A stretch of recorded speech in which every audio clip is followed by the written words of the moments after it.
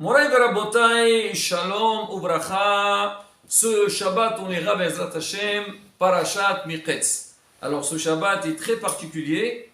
On va sortir 3 Seferet Torah. Dans le premier, on lira Parashat Shavua. Dans le deuxième, c'est Rosh Chodesh. Et le troisième, c'est le passage de Hanouka. Et s'il y a un Hatan à la synagogue, il y a encore un quatrième Sefer Torah. Selon certains minagim, ou notre minag, c'est que à Shabbat Hatan, quand il y a un Hatan qui se marie, le Shabbat, alors on lui sort un Sefer Torah pour lui, il y aura dedans le passage de Abraham Zachem. Donc, Bezat Hashem, donc c'est un Shabbat qui est très très riche et qui est très fort. Il faut l'exploiter un maximum. Et il suffit d'entendre un petit peu tous les ségoulottes de ce Shabbat-là. Déjà, tout Hanouka, il y a beaucoup de ségoulottes, mais encore plus le Shabbat. On va dire un petit mot sur la paracha. Alors la paracha, bien sûr, on est encore toujours avec l'histoire de Yosef et ses frères. La paracha commence et au Paracholem, donc 2 ans après l'histoire de Yosef dans la prison, il avait interprété le rêve des 2 ministres qui étaient en prison et il pensait qu'il allait sortir, mais Yosef, il n'a pas eu cette chance. Et 2 années plus tard, Paro il fait un rêve et il demande qu'on lui interprète. Personne n'a réussi à lui interpréter jusqu'à que Sarah Mashrim, il dit oui, oui, je me rappelle quand j'étais en prison, il y avait Na'ar Ivri, un petit juif qui était là-bas, il a su interpréter les rêves et ce qu'il avait dit, ça s'est réalisé. Peut-être on pourrait l'appeler pour interpréter le rêve de Paro. Effectivement, on amène Yosef. Yosef, il arrive chez Paro. Paro lui explique donc les 2 rêves qu'il a fait. Et Yosef les interprète vraiment à merveille. Au point que Paro, il a dit oui. Ce que tu dis, Yosef, c'est juste. Alors, en 2 mots, Paro, il a dérivé. Premier rêve.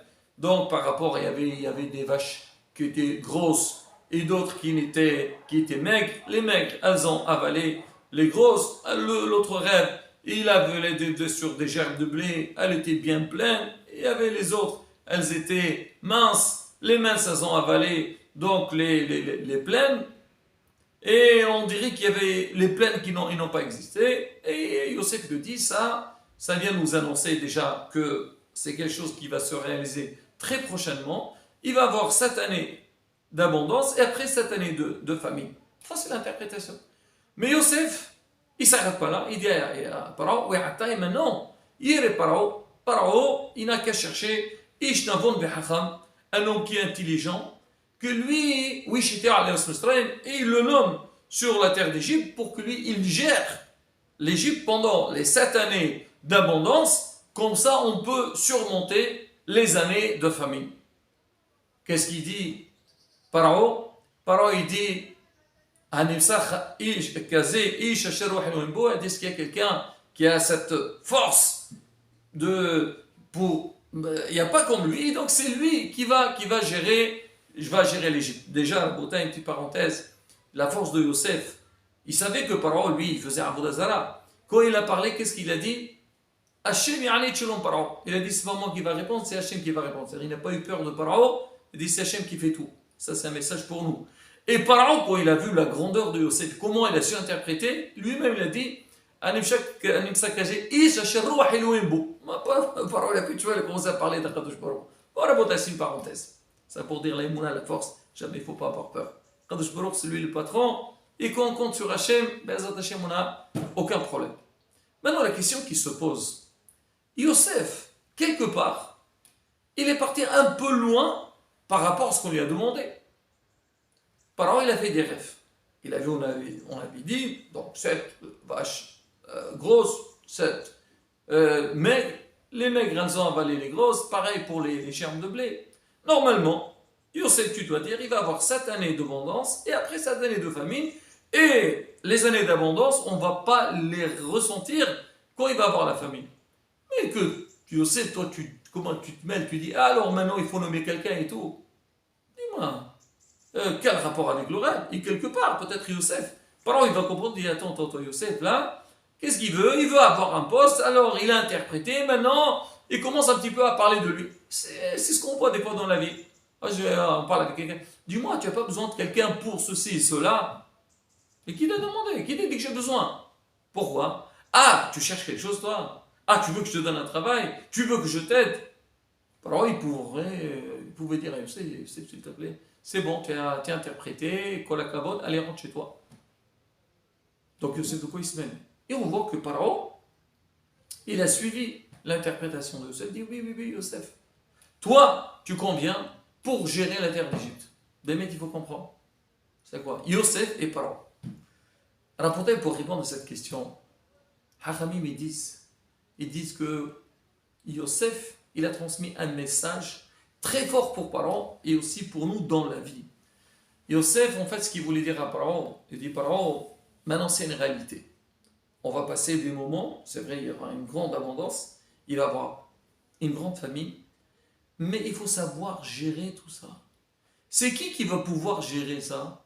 S'il faut un homme qui est sage, quelqu'un qui voit, il anticipe l'avenir, il voit ce qui va se passer plus tard. Parce que Yosef, il dit à Paro, vous savez Paro, quand il va voir cette abondance, vous croyez que les gens, ils vont penser une seconde qu'après une telle abondance, il va avoir cette crise, il va avoir cette famine?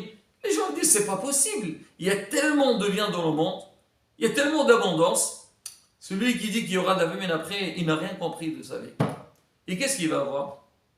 On ne va pas s'en occuper. Ou peut-être on va s'occuper plutôt des plaisirs. Il y a tout ce qu'on veut. Tout est jeté. Et on va oublier la famine. Et quand la famine va arriver, hasbi shalom, on ne va pas pouvoir gérer et on va tomber dans le piège. Maintenant, c'est pas grave. Si vous voulez vraiment que les choses se passent dans les normes, il faut que quelqu'un qui ne soit pas influencé par l'abondance, il va profiter de l'abondance, mais qu'il soit intelligent pour pouvoir gérer ça plus tard. Et c'est pour ça que Paro lui répond, Yosef, tu as raison. Anissa, Kazé, Eshecha, parce qu'on peut trouver quelqu'un qui est intelligent comme toi, Yosef. Ça n'existe pas. Moi, je connais tous les gens qui sont autour de moi. Ils peuvent être très intelligents. Mais résister face à cette période donc d'abondance, c'est très difficile. Donc Yosef, quand il a proposé à Paro, en fait, c'était le complément du rêve. C'était pas quelque chose qui est séparé du rêve. C'était vraiment, c'est ce qu'il fallait faire. Parce que ça ne suffit pas d'avoir la réponse. La force, c'est comment gérer ça. Et bien, c'est ce qu'on voit dans la vie. Beaucoup de fois, on voit des gens, ils galèrent, ou ils font énormément d'efforts pour arriver à un certain stade. Mais une fois qu'ils ont atteint leur but, là, on voit, ils lâchent tout. Ils pensent que ça y est, tout est acquis, et maintenant, on peut dormir, on peut laisser passer. Non, la bataille. C'est pas comme ça que ça marche. C'est vrai, l'homme, il doit faire les efforts nécessaires pour arriver. Mais une fois que tu atteins ton but, Baruch Hashem, tant mieux pour toi. Mais il faut savoir comment tu vas gérer. Tu vas faire des affaires. Voilà, tu as fait une demande, tu veux, je ne sais pas, qu'on te prenne de l'argent, tu veux trouver un magasin où tu peux trouver des bons clients, tu as trouvé les meilleurs produits. Et tu peux pas dire, ah ça y est, j'ai tout ce qu'il faut, et maintenant je me repose. Non, il faut avancer.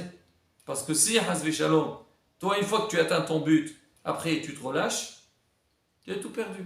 Pareil aussi, au niveau de la vie du couple. Des fois, on essaie de travailler et tout. Ou des fois, des gens ils ont des petits problèmes. On arrange à faire le shlom-bait. Mais quand on a le shlom-bait, il faut pas dire que ça y est, tout est acquis maintenant. Non, il faut continuer. L'éducation des enfants, toujours surveiller, suivre nos enfants. Et là, ben, quand on le fait, on peut arriver. Je finirai une petite histoire sympathique. On raconte qu'il y avait une fois, bon, peut-être un jour, ça sera ça. C'est qu'il y a quelqu'un qui a inventé une voiture que elle marche. On n'a besoin ni essence, ni gasoil, ni rien du tout. Comment ça marche? Quand tu dis Baruch Hashem, elle avance. Quand tu dis Amen, elle s'arrête. C'est pas mal, non? On n'a plus besoin, on n'attend plus dans les pompes à essence, plus de dépenses. Vraiment, celui qui trouve ça, c'est quelque chose d'exceptionnel. Bon, il y avait un hacham qui a trouvé ça. Donc voilà, il a fait la publicité. Voilà la voiture. Tu dis Baruch Hashem, tu avances. Tu dis Amen, elle s'arrête. Il y avait quelqu'un qui a vu ça. Il dit, ah, pourquoi pas, il est parti. Il va donc à la maison et on lui présente. Il dit, vas-y monsieur, montez, vas-y, dites Baruch Hashem, ça avance. Vous dites Amen, la voiture s'arrête.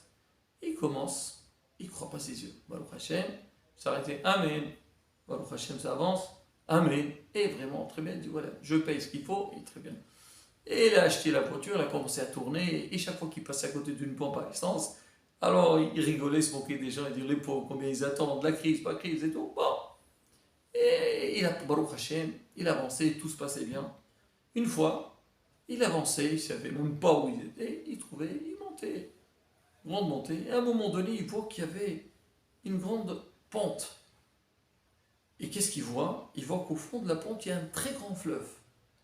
Quand il a vu ça, il a eu très très peur. Il a dit, oh là là, comment je peux m'en sortir? Alors dès qu'il voit que la voiture elle commence à descendre, la première des choses, il veut arrêter, parce que sinon s'il n'arrête pas la voiture, chez Mishmoul, il va tomber, il va couler, il va se noyer.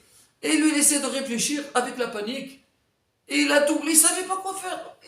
Il réfléchit, et à un moment donné, quand il était pratiquement à la fin de la pente, il s'est rappelé, il a dit Amen. Il dit Amen et la voiture s'est arrêtée. Quand il s'est arrêté, il a dit Baruch Hashem. Baruch Hashem, il est tombé. À la montagne, c'est sûr qu'il faut toujours dire Baruch Hashem. Mais c'est quoi? C'est que l'homme, il ne doit jamais s'arrêter. Ça y est, c'est bon, je suis bien maintenant. Alors, je peux passer à autre chose. Non, toujours être vigilant et regarder. Et c'est ça qui a fait que Baruch Hashem, Am Israël, Hayt et Khayam, et même cette période difficile qu'on avait avec les Evanim, c'est Am Israël. Ils n'ont pas resté, ils ont dit non, on a l'aïmouna al-Qadosh Baruch Hu, Hashem il nous aide, et Be'ezat Hashem on arrivera, ça aurait été très compliqué. Baruch Hashem, nous justement, là on vit ces périodes, l'histoire de Yosef et ses frères, l'histoire de Hanouka, tout ça c'est quoi? Ça doit nous renforcer dans Avodat Hashem, comprendre que Qadosh Baruch Hu il est présent, et quand on a confiance en Hashem, Be'ezat Hashem, on aura toutes les brachot. Amen, qui est raison. Hanouka Sameach, Rosh Chodesh Tov U'Mvorach, et Shabbat Shalom, U'Mvorach.